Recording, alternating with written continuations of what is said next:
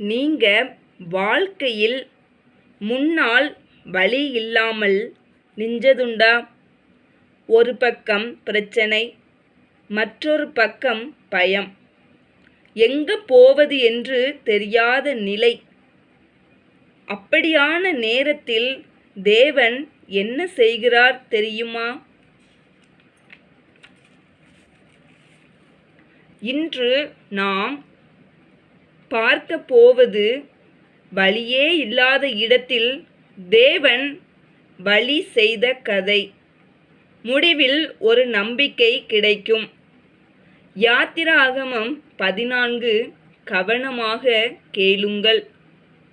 யாத்திராகமம் 14 அமைதியாக உணர்ச்சியோடு கேளுங்கள்.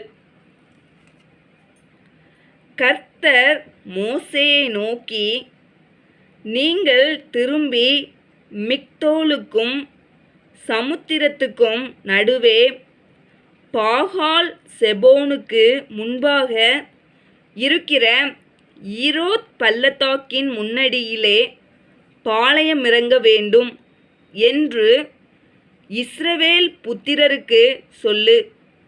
அதற்கு எதிராக சமுத்திர கரையிலே பாளையமிறங்குவீர்களாக.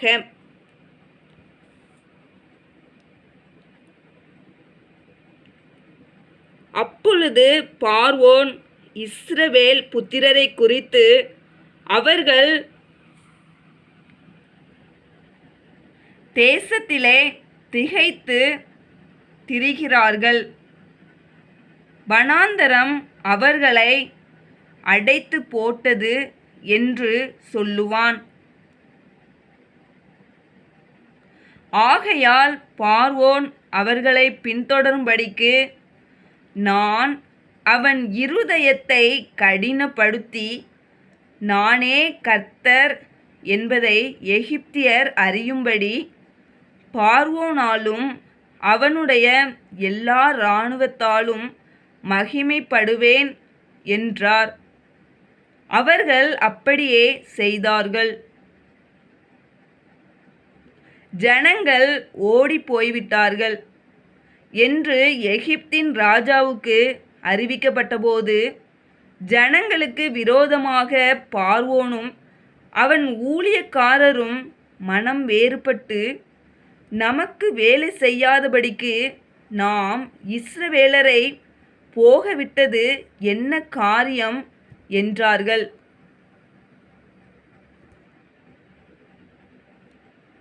அவன் தன் இரதத்தை பூட்டி தன் ஜனங்களை கூட்டிக் கொண்டு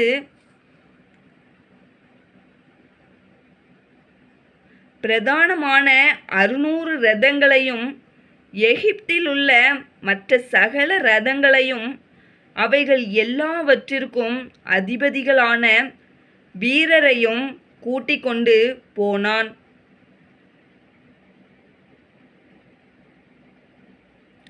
கர்த்தர் எகிப்தின் ராஜாவாகிய பார்வோனின் இருதயத்தை கடினப்படுத்தினார்.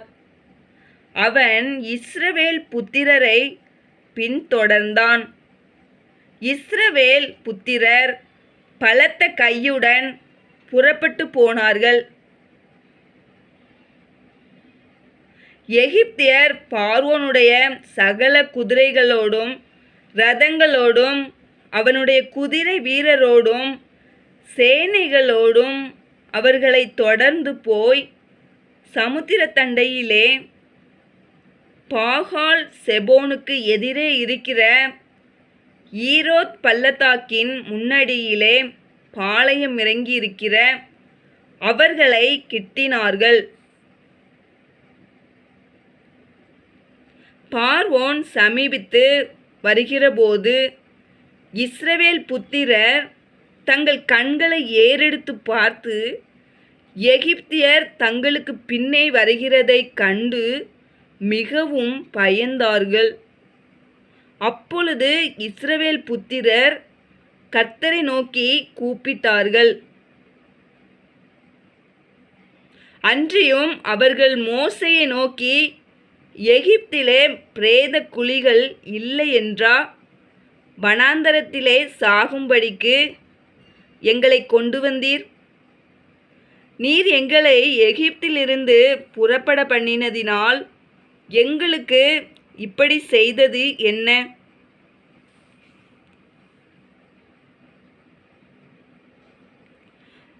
நாங்கள் எகிப்திலே இருக்கும்போது நாங்கள் எகிப்தியருக்கு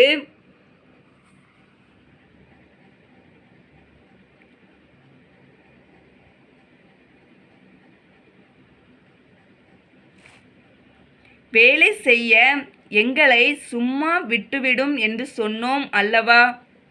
நாங்கள் வனாந்தரத்திலே சாகிறதை பார்க்கிலும் எகிப்தியருக்கு வேலை செய்கிறது எங்களுக்கு நலமாயிருக்குமே என்றார்கள். அப்பொழுது மோசே ஜனங்களை நோக்கி, பயப்படாதிருங்கள். நீங்கள் நின்று கொண்டு இன்றைக்கு கர்த்தர் உங்களுக்கு செய்யும் இரட்சிப்பை பாருங்கள்.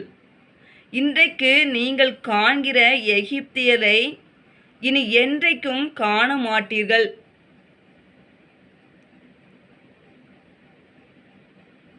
கர்த்தர் உங்களுக்காக யுத்தம் பண்ணுவார். நீங்கள் சும்மா இருப்பீர்கள் என்றான். அப்பொழுது கர்த்தர் மோசேயை நோக்கி, நீ என்னிடத்தில் முறையிடுகிறது என்ன? புறப்பட்டு போங்கள் என்று இஸ்ரவேல் புத்திரருக்கு சொல்லு. நீ உன் கோலை ஓங்கி உன் கையை சமுத்திரத்தின் மேல் நீட்டி சமுத்திரத்தை பிளந்து விடு. அப்பொழுது இஸ்ரவேல் புத்திரர் சமுத்திரத்தின் நடுவாக வெட்டாந்தரையிலே நடந்து போவார்கள்.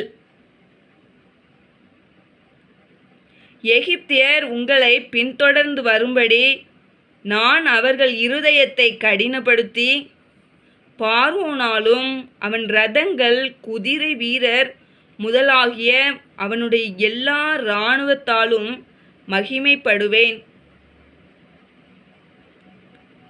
இப்படி நான் பார்வோனாலும் அவன் இரதங்களாலும் அவன் குதிரை வீரராலும் மகிமைப்படும்போது நானே கர்த்தர் என்பதை எகிப்தியர் அறிவார்கள் என்றார்.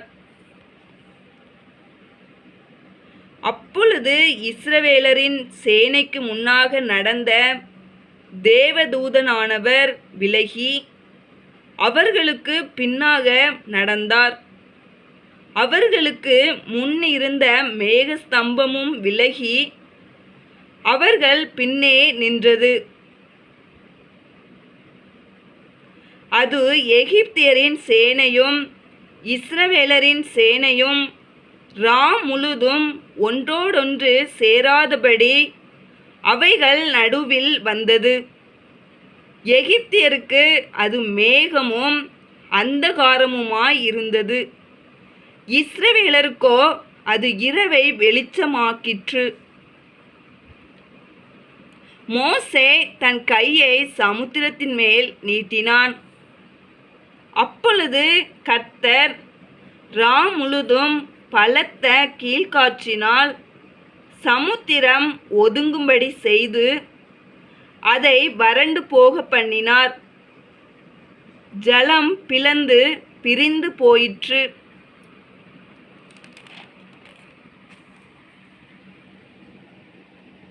இஸ்ரவேல் புத்திரர் சமுத்திரத்தின் நடுவாக வெட்டாந்தரையிலே நடந்து போனார்கள். அவர்கள் வலது புறத்திலும் அவர்கள் இடது புறத்திலும் ஜலம் அவர்களுக்கு மதிலாக நின்றது. அப்பொழுது எகிப்தியர் அவர்களை தொடர்ந்து பார்வோனுடைய சகல குதிரைகளோடும் இரதங்களோடும் குதிரை வீரரோடும் அவர்கள் பிறகாலே சமுத்திரத்தின் நடுவே பிரவேசித்தார்கள். கிழக்கு வெளுத்து வரும் ஜாமத்தில் கர்த்தர் அக்கினியும் மேகமுமான ஸ்தம்பத்திலிருந்து எகிப்தியரின் சேனையை பார்த்து அவர்கள் சேனையை கலங்கடித்து அவர்களுடைய இரதங்களிலிருந்து உருளைகள் கழலவும் அவர்கள் தங்கள் இரதங்களை வருத்தத்தோடே நடத்தவும் பண்ணினார். அப்பொழுது எகிப்தியர், இஸ்ரவேலரை விட்டு ஓடிப்போவோம், கர்த்தர் அவர்களுக்கு துணை நின்று எகிப்தியருக்கு விரோதமாய் யுத்தம் பண்ணுகிறார் என்றார்கள். கர்த்தர் மோசேயை நோக்கி, ஜலம் எகிப்தியர் மேலும் அவர்களுடைய இரதங்கள் மேலும் அவர்களுடைய குதிரை வீரர் மேலும் திரும்பும்படிக்கு உன் கையை சமுத்திரத்தின் மேல் நீட்டு என்றார். அப்படியே மோசே தன் கையை சமுத்திரத்தின் மேல் நீட்டினான். விடியற் காலத்தில் சமுத்திரம் பலமாய் திரும்பி வந்தது. எகிப்தியர் அதற்கு எதிராக ஓடும்போது கர்த்தர் அவர்களை கடலின் நடுவே கவிழ்த்து போட்டார். ஜலம் திரும்பி வந்து இரதங்களையும் குதிரை வீரரையும் அவர்கள் பின்னாக சமுத்திரத்தில் பிரவேசித்திருந்த பார்வோனுடைய இராணுவம் அனைத்தையும் மூடிக்கொண்டது. அவர்களில் ஒருவனாகிலும் தப்பவில்லை. இஸ்ரவேல் புத்திரரோ சமுத்திரத்தின் நடுவாக வெட்டாந்தரையின் வழியாய் நடந்து போனார்கள். அவர்கள் வலதுபுறத்திலும் அவர்கள் இடதுபுறத்திலும் ஜலம் அவர்களுக்கு மதிலாக நின்றது. இவ்விதமாய் கர்த்தர் அந்நாளிலே இஸ்ரவேலரை எகிப்தியரின் கைக்கு தப்புவித்து இரட்சித்தார். கடற்கரையிலே எகிப்தியர் செத்து கிடக்கிறதை இஸ்ரவேலர் கண்டார்கள். கர்த்தர் எகிப்தியரில் செய்த அந்த மகத்தான கிரியையை இஸ்ரவேலர் கண்டார்கள். அப்பொழுது ஜனங்கள் கர்த்தருக்கு பயந்து கர்த்தரிடத்திலும்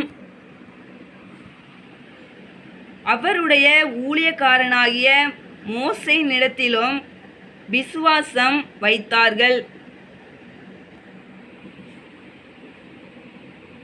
ஆமென். மக்களுக்கு வழி இல்லை, ஆனால் தேவன் வழி செய்தார். அதேபோல் உங்கள் வாழ்க்கையிலும் தேவன் வழி செய்வார். இந்த வீடியோ உங்களை தொட்டிருந்தால் God made a way என்று கமெண்ட் செய்யுங்கள். Like and share and subscribe செய்யுங்கள். ஜீவ வார்த்தை, தேவனுடைய வார்த்தை உங்கள் வாழ்க்கைக்காக. மேலும் டெஸ்கிரிப்ஷன் முதல் வரியில் இருக்கும் சங்கீதம் 4 லிங்கை வாசித்து தியானியுங்கள்.